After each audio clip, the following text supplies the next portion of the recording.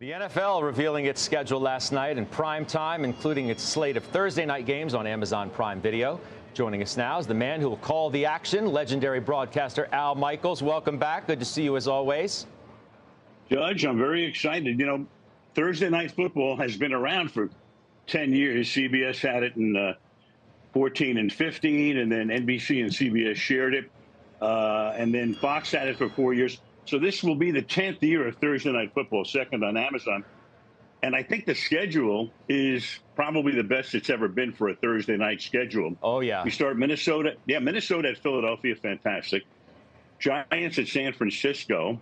Detroit takes on Green Bay. Detroit's kind of the it team this year, the way they played at the end of last year. And the Detroit-Green Bay game at the end of last season was terrific, knocking Green Bay out of the playoffs when Detroit had nothing to play. So the point is here that I think any of the networks, Fox, NBC, CBS, ESPN, they would take those three games right off the bat, and we're happy to have them.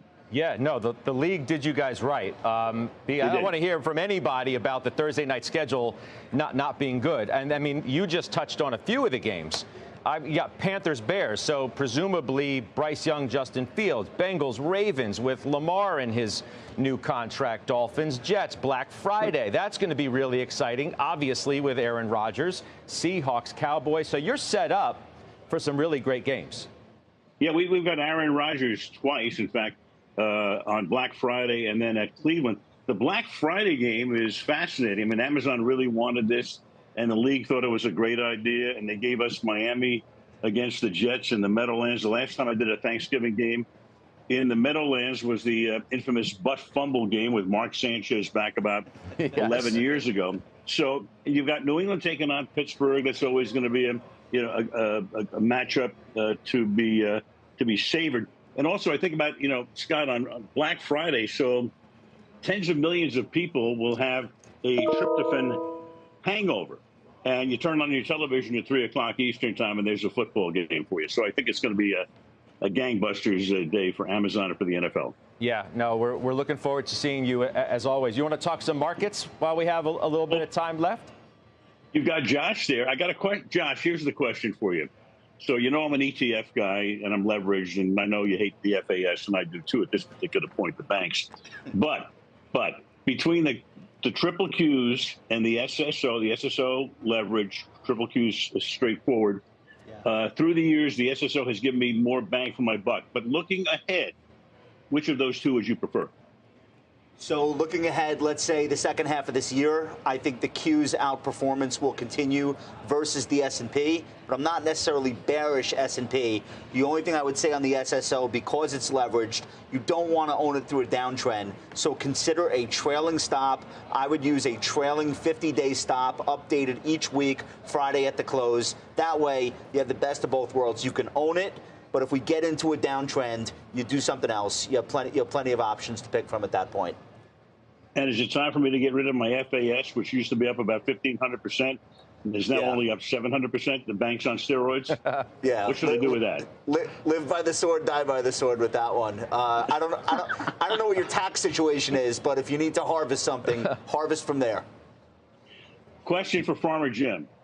Farmer Jim, because of you, I own Cleveland Cliffs. I plan to live, let's say, about 10 more years.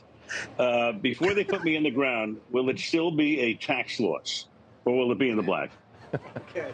Al, thank you for the faith you have in being with me in this. I will tell you personally, this is a very big position for me personally. I'm right there with you.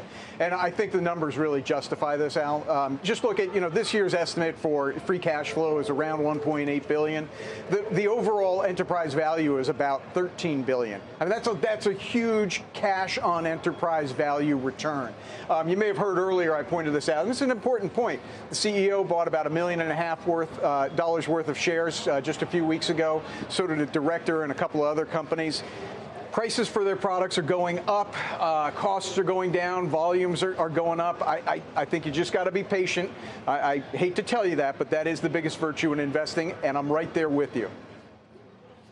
Farmer Jim, I just hope when they put me in the ground with Cleveland Cliffs, it's not under a freeway overpass. I want a good plot, farmer's lawn somewhere.